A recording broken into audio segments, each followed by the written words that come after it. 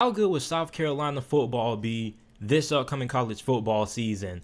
This team went 7-6 yet last year, year one under Shane Beamer, and going into year two, this is one of the most improved teams in all of college football because last year they had bad quarterback play. It was actually really surprising that they were able to find a way to win 7 games despite how bad the quarterback play was. And then on top of that, they had bad offensive line play as well. So I don't know how in God's loving earth South Carolina was able to have the success that they had year one under Shane Beamer, but it was really impressive. So this offseason, they hit the transfer portal. They got Spencer Rattler, who transferred from Oklahoma to the Gamecocks, and I think that Spencer Rattler is going to bounce back. Now, a lot of people are really high on Spencer Rattler. I've been seeing him on a lot of people's top 5 SEC quarterbacks list.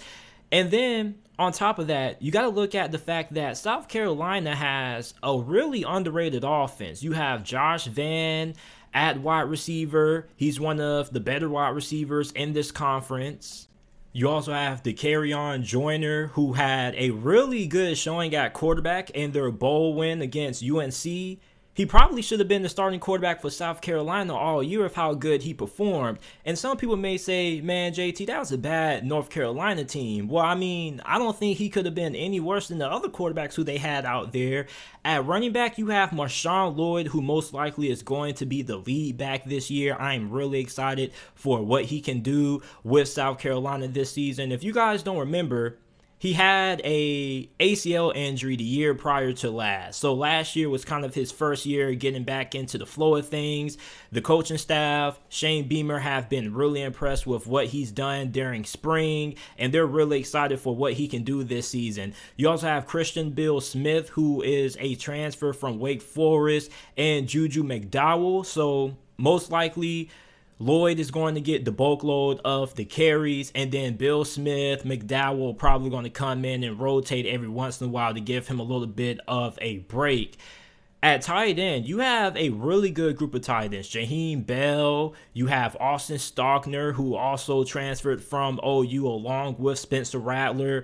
Jaheim Bell was tied for the lead in touchdowns on this team. He was only second behind Van in receptions and yards. So you have a really lethal weapon in Jaheim Bell at tight end. Austin Stockner is also going to have a little bit of a role in this offense as well. Him and Spencer Rattler have a really good relationship and a really good connection. So for South Carolina, I think that this offense is incredibly underrated. You have playmakers on every single level: running back, wide receiver, tight end. You have a really good quarterback in Spencer Rattler. The biggest question probably is going to be the offensive line, because they had one of the worst O-lines in the SEC last year. Pro Football Focus ranked them 10 out of 14th in this conference when it came to pass blocking, and they weren't all that great when it came to the run blocking department as well. So if this offensive line is able to at least be average, I think that South Carolina could potentially end up winning 7-8 games maybe, because the thing with Spencer Rattler is that we are expecting him to bounce back, and a lot of people want him to be the Spencer Rattler that he was the year prior to 2021. But honestly, Spencer Rattler just needs to develop, because you got to remember that was his freshman season, his first season ever starting for Oklahoma when he had all that success. Really, Spencer Rattler needs to continue to develop and elevate his game as a quarterback. And really, last year, his main problem was the fact that he wasn't all that comfortable in the pocket. There were many times when he would just bail out of the pocket despite having some time to throw, and he just wasn't the best when it came to his pocket presence. Now, Oklahoma's offensive line also didn't really do him no favors, because the majority of the time he didn't really have a clean pocket to throw out of. So I think for Spencer Rattler, him going to South Carolina is a really good fit. He seems to love the fans, love the university. I'm rooting for Spencer Rattler to have success this year. And if he's able to become better than what he was his first season starting at OU, then I think Oklahoma could end up being in for a really big loss. Because I mean, when you have a guy who has this kind of arm strength that Spencer Rattler has, it's really special. You don't have guys who have this kind of arm talent that grow on trees every single day. Spencer Rattler can make any throw from any platform, from any place on the field. I think that as long as South Carolina is able to give him a little bit of time to throw the football, he should be able to do a lot of damage this year in this conference with the weapons that South Carolina has on this offense.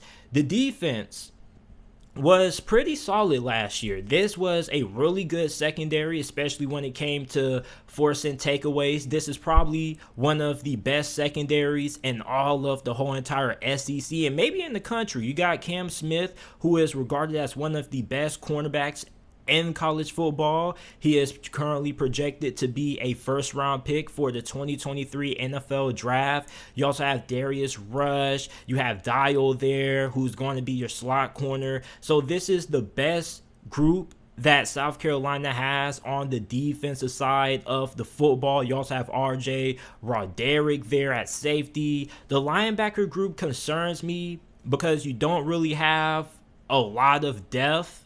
So hopefully Sherrod Green can finally stay healthy. He has battled injuries the last 2 seasons. So if he ends up going down or Brad Johnson ends up going down, then I think that the Gamecocks could be in a lot of trouble this year. Your defensive line looks pretty solid, led by Zach Evans. You also have Stratton, who returns. He had 3 sacks last year in 2021. Alex Huntley, he came on late for South Carolina last year. A lot of Gamecock fans think that he could end up being in for a breakout season. So how is the run defense going to improve? Because they were 98th in the country in rushing yards per game allowed. Obviously, that was a testament to the linebacker play, which they had injuries there. So as long as you can have Sherrod Green and Brad Johnson being able to stay healthy and the defensive line continues to improve, that department should improve. Also, your third down defense wasn't great last year. Also, you were 91st in the country on being able to get off the field in third down situations. And if you're going to be able to beat some of the better teams in this conference, you're going to have to be able to make sure that you can get your defense off the field in third down spots. You see, this defense, despite the fact that they weren't great getting off the field on third down, they were able to make up for it because they were able to force takeaways. But as me and you both know, that takeaways are not always a thing that you can constantly rely on, because you may have been great at forcing turnovers last season, but who knows if you're going to be that good this season. So takeaways are always a stat that you have to look at with a grain of salt, because it's always something that you can't really depend on to be there for you year in and year out. So for South Carolina, if they're able to have more success getting off the field in those third down situations, then that's going to help their defense tremendously. Plus, if their defense can even be half as good as what they were at first in turnovers, then that's also going to be a bonus as well. So when you look at South Carolina's schedule, this is pretty tough, because you play Georgia State to start the year off. You get a little bit of a tune-up game. That should be a win. Then you play Arkansas on the road. You have Georgia. That is a really tough back-to-back to have to start the season off with. Then you get a little bit of a break before you play Kentucky on the road. You play Charlotte. Then you play SC State. So you should be able to walk out of there with a record of 3-2 at least. Then you get to play Kentucky on the road before your bye. And then after that, you play Texas A&M, Missouri, Vanderbilt, Florida, Tennessee, and Clemson to close out the season. So I think the floor for South Carolina probably has to be 5 wins. Now, the reason why I say 5 wins is the floor is because the offensive line, it's a little bit up in the air. Pretty much, if you are a South Carolina fan, you're crossing your fingers and you're praying to God that the South Carolina offensive line is going to have things figured out this year. Now, I think that the ceiling for South Carolina, and this may be a surprise to a lot of you guys, but I think it's 9 or 10 wins. So they have an incredibly low floor, but they have an incredibly high ceiling. And the reason why I say 9-10 wins is because you have Spencer Rattler at quarterback. And I have a theory when it comes to having a superstar quarterback in college football. If you have a superstar quarterback in college football, I believe that as long as you're able to give him average to above average talent around him, he's capable of being able to win you 6 to 7 games automatically. And I think that Spencer Rattler is that. Plus, the offensive line, hopefully, if it does improve, coupled with the fact that you have a really good supporting cast, a really good skill group, a really good running back group, I think that the offense could end up being one of the better offenses in the SEC.